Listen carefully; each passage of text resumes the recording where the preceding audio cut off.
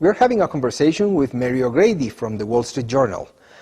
Mary, when one sees the picture of Latin America, one who is in love with freedom feels something here.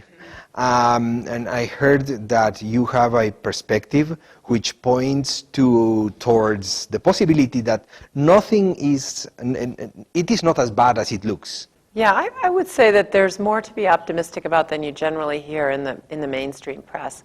I think what's happening in the region is there's a certain bifurcation where some countries are certainly going backwards, and really they're in such serious political trouble that I think it'll take them a long time to get out. That's Venezuela, Ecuador, Bolivia, Argentina, probably Nicaragua as well. But I think there's another group of countries that have experimented with openness, more trade openness, and that's changed a lot the views of the people. And they're more interested in engaging with the rest of the world. And they haven't, these countries that have made some progress, both institutionally and in terms of policies, haven't gone back so easily, even with this recession. And I think that would be Brazil, Chile, Colombia, Peru, and Mexico. I think that all of those countries have made gains in the last 15 years, and they're holding on to them somewhat. They realize, for example, from a macroeconomic perspective, that they can't just spend money and print money. I mean, they've learned that lesson, and they're being really pretty careful about how they deal with the recession. They're fighting to keep markets open in this environment, which is also a very good sign. I think at the micro level, they still need to do a lot of work, but I think it's more hopeful than you generally hear. And is it a matter of institutions or a matter of the people who are in charge in those countries? Well, it's certainly a matter of the institutions. And for example, you know, you see someone from the very hard left originally, like the president of Brazil, Lula. And, you know, he's not suggesting that he's going to run for a third term. That's completely ruled out. And I think that's a sign that institutionally Brazil has, you know, made these rules and is not going to waver from them.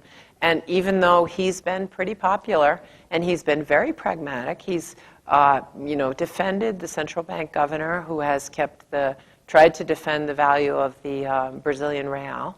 And I think those are all signs that institutions are starting to take hold in these countries, and that the population approves of that they no longer think we just want our strong man and we want him to stay there forever. They're accepting the fact that, okay, he's run out of his term limits and he has to go. And how do you see the role of the U.S. vis-a-vis Latin America? Maybe not as a whole, but maybe having this differentiation in mind? Well, I am a little bit troubled by a lot of U.S. policy with respect to the region. In particular, the way that, for example, the war on drugs influences institutions. Because as you say, I mean, it's more important that the institutions are sound. We can't rely on individuals. And something like the war on drugs sort of is very corrosive. It eats away at institutions because there's a lot of bribery and corruption and money being passed around and so forth. That weakens the framework that we have for the rule of law. And it's especially difficult in the judicial area, in the place where, you know, people are supposed to be held accountable for their actions. And I think a lot of that comes from the war on drugs. You know, the U.S. doesn't want drugs, and the government doesn't want drugs there. But apparently, there are a lot of people there who want drugs. That's what we call demand in economics. So that is creating, with the prohibition, it means a lot of money goes into poor countries with very fragile institutions.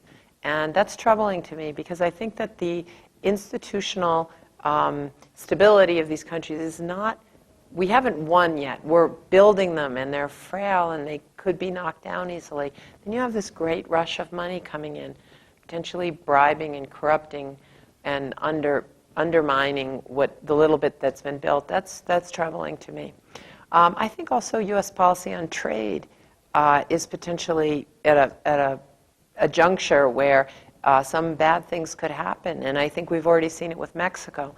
The U.S. government closed the southern border to Mexican 18-wheelers, you know, large trucks.